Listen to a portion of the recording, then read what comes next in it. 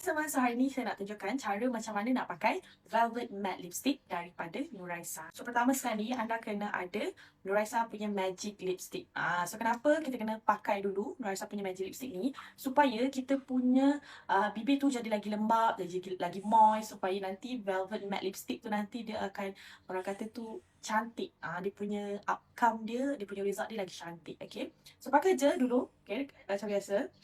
Okay, pakai nipis-nipis pun tak. Fungsi Magic Lipstick ni dia adalah untuk merawat masalah bibir kering, bibir kusam, bibir gelap. Okay, so dia sesuai untuk kita pakai dia untuk sebagai, orang kata, protection jugalah. Okay, so dia punya warna dia pula, dia ikut warna darah. So kalau tak nak pakai Velvet Matte Lipstick, boleh je pakai Magic Lipstick saja. Nampak tak? Sudah beza kan? Kita pakai yang nipis-nipis je.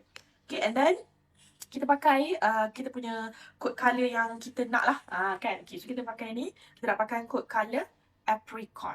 So kita pakai saja macam biasa. Okay, and apply je macam biasa. Supaya nanti bila kita pakai tu, dia tak ada garis-garis bibir kita tu tak obviously kelihatan. So that's why kita kena pakai Magic Lipstick dulu. Okay, dah siap. Okay, so kita dah pakai dah. Kita dah siap dah pakai. Nampak tak? Okay, so inilah dia. Cara nak pakai ni senang je sebenarnya. Yang penting kena ada Magic Lipstick dan juga Velvet Matte Lipstick daripada Nuraisa ni. So siapa yang belum try, yang belum dapatkan lagi, boleh cepat-cepat dapatkan sekarang. Okay.